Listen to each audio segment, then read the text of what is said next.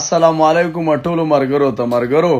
دا کومه خلک چې وایي تر ټیک ټاک ډوزي ولې دا زمانه چې سم شمعی خامپروز بدماش جوړ شوی دی که نه نو دا موږ داسې دې کار ته ناست یو چې 15 منټه موږ نشته چې موږ بل طرف ته سوچ وکړو او دغه کلوانجی استاذ ته وایو که نه که د پښتو د زبان خاطر نه وی که نه او د دې ښځې د تورو یختو خاطر نه وی که نه که په ویزټ تا دا جنۍ راوستې د عامې کار ممنوع دی او که په ویزه دې راوستې ده که نه بیا ممنوع دی دا د بټو صاحب په وخت کې لیکل شو دي صحیح ده چې بټو صاحب ته وی چې ماله خادم یې راکړه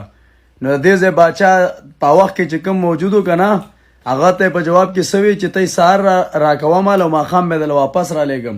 دا زمونږ باچایانو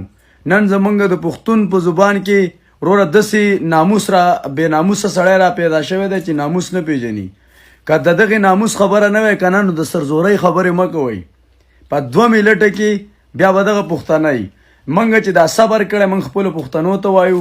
موږ نه غواړو چې زموږ تورسرې زموږ په وجه باندې دلته لاړه شي او د جیل منځ ته یا بېعزته شي موږ په دې باندې صبر کړی دی صحیح ده موږ او زموږ ملګرو مشرانو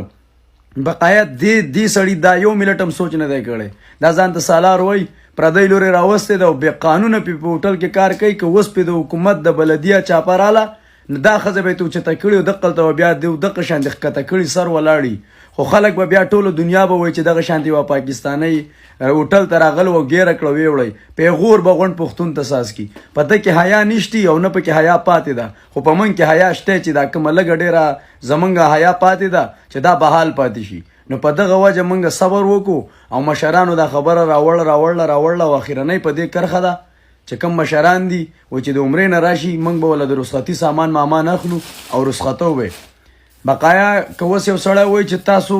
ولې رکاوټ شوی اشنا موږ به هغه کار کوو که نه چې په قام قبیله کې پې زموږ سترګې نه ښکته کېږي د الله په امان